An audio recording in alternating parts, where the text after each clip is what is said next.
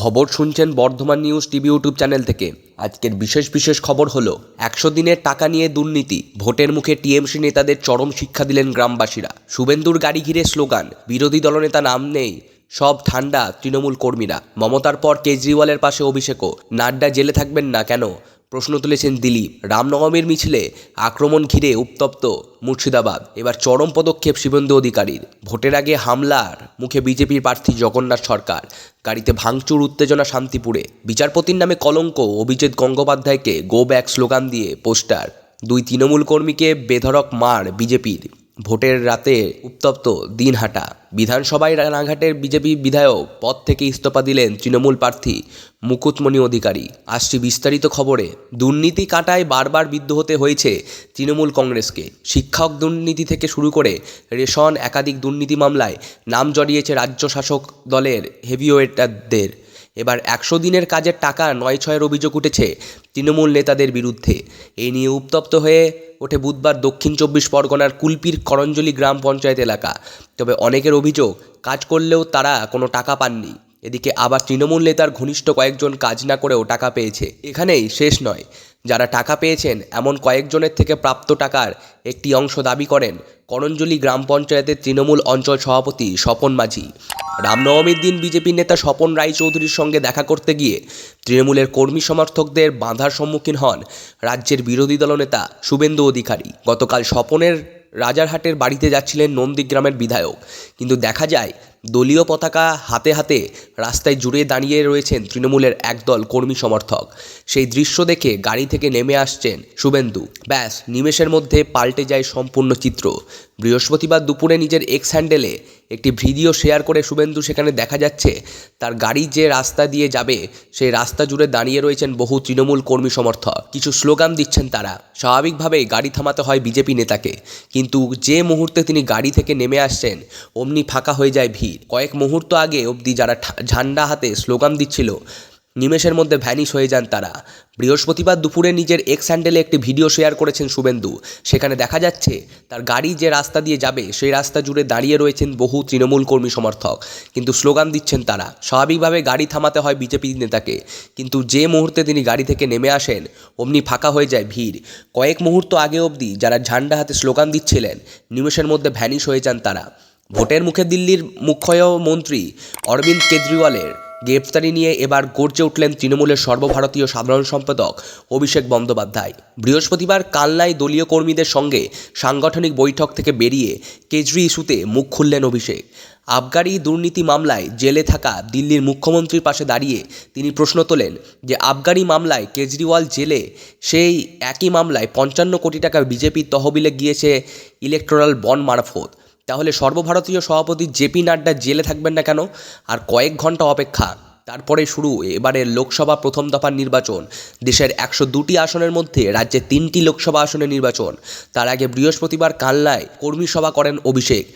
বৈঠক করে বেরিয়ে যাওয়ার সময় সাংবাদিকদের মুখোমুখি হয় তিনি বলেন যে আবগারি দুর্নীতি নিয়ে কথা হচ্ছে, তার 100 কোটির মধ্যে 55 কোটি টাকা ইলেকটোরাল বন্ডের মধ্যে গিয়েছে বিজেপির তহবিলে। অরবিন্দ কেজরিওয়াল জেলে থাকলে ইডির উচিত জেপি নাড্ডাকে গ্রেপ্তার করা। জেপি নাড্ডা জেলে থাকবেন না কেন? ভোটের মুখে হামলা শিকার রানাঘাটের বিজেপি প্রার্থী, তার গাড়িতে ব্যাপক ভাঙচুরের অভিযোগ তৃণমূলের বিরুদ্ধে। ঘটনাকে কেন্দ্র করে তুমুল উত্তেজনা নদিয়ার শান্তিপুরে। পুলিশের উপস্থিতিতে আয়ত্তে আসে পরিস্থিতি। জানা গেছে শান্তিপুর থানায় আর পাড়া এলাকায় ডংলিয়া গ্রামে এক ব্যক্তির কাছ থেকে পুকুর লিজে নেওয়া হয়েছিল রানাঘাটের বিদায়ী সংসদ তথা বিজেপি প্রার্থী জগন্নাথ সরকারের। গ্রামের মানুষের অভিযোগ, সেই পুকুরের পাশে গাছ কেটে বিক্রি করে দিচ্ছিলেন সাংসদ। সেই ঘটনার প্রতিবাদ করেন স্থানীয়রা। বৃহস্পতিবার কেটে রাখা গাছ নিয়ে যেতে বাধা দেয় গ্রামবাসীরা। সেই খবর পেয়ে বৃহস্পতিবার দুপুরে জগন্নাথ সরকার ঘটনাস্থলে যান। অভিযোগ, তখনই এলাকার বাসিন্দারা সংসদকে এলাকায় ঢুকতে বাধা দেয়। স্থানীয়দের দাবি, পাল্টা এলাকার ওই যুবককে মারধর করেন সংসদের দেহরক্ষীরা। ঘটনায় আহত হন 2 জন। অভিযোগ এরই পরে সংসদের গাড়িতে হামলা চালায় উত্তেজিত গ্রামবাসীরা। যদিও এই ঘটনায় তার বিরুদ্ধে ওঠা অভিযোগ অস্বীকার করেছেন জগন্নাথ সরকার। জগন্নাথের দাবি, দীর্ঘদিন ধরেই পুকুরের মাছ চুরি, নিরাপত্তারক্ষীদের ঘর ভাঙার মতো ঘটনা ঘটেছে। সেই ঘটনা ও এদিনের হামলার নেপথ্য তৃণমূল রয়েছে বলেই দাবি তার। এই বিষয়ে শান্তিপুর থানার অভিযোগ জানাবেন বলে জানিয়েছেন জগন্নাথ সরকার। অন্যদিকে তমলুকের পর এবার ময়নায় পড়ল অভিজিতের নামে পোস্টার। রামনবমীর বিকেল থেকেই ময়নার বালাইপান্ডা এলাকায় বিভিন্ন গাছে এরকম পোস্টার লক্ষ্য করা যায়। পোস্টারের লেখা, বিচারপতির কলঙ্ক অভিজিৎ গঙ্গোপাধ্যায় গো ব্যাক।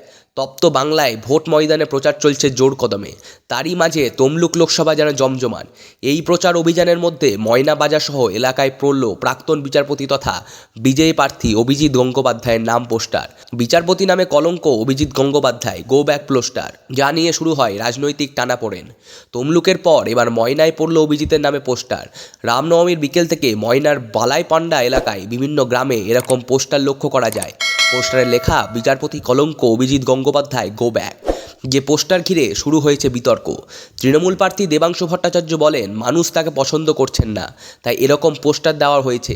তার ক্রেডিট হচ্ছে হাজার হাজার মানুষের চাকরি খাওয়া। তৃণমূলের মানুষ শিক্ষিত, তাই তমলুকের মানুষ এগুলো মেনে নেবেন না। ভোটের আগে রাতে 2 তৃণমূল কর্মীকে বেধড়ক মারধরের অভিযোগ। কাঠগোড়ায় বিজেপি, ফের উত্তপ্ত কোচবিহারের দিনহাটা। জখম তৃণমূল কর্মীরা দিনহাটা মহকুমার হাসপাতালে ভর্তি। লোকসভা ভোটের মুখে রানাঘাটের বিজয়ী বিধায়ক মুকুটমণি অধিকারী যোগ দেন তৃণমূলে। এবার তাকে টিকিট দেননি বিজেপি, বদলে প্রার্থী করা হয়েছে গতবারে জয়ী জগন্নাথ সরকারকেই।